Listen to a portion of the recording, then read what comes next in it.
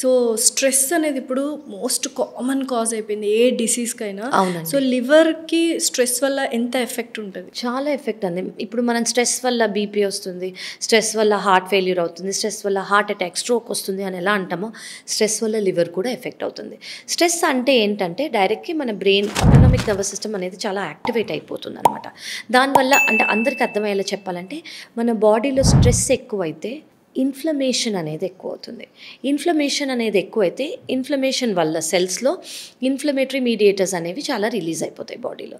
దీనివల్ల liver failure అవ్వచ్చు, fatty liver అవ్వచ్చు, ఫైబ్రోసిస్ అవ్వచ్చు, బేసిక్ ఏదంటే గ్యాస్ట్రైటిస్ రావచ్చు, అసిడిటీ రావచ్చు, స్ట్రెస్ అల్సర్ రావచ్చు, దీనివల్ల కాన్స్టిపేషన్ రావచ్చు, లూజ్ మోషన్ రావచ్చు.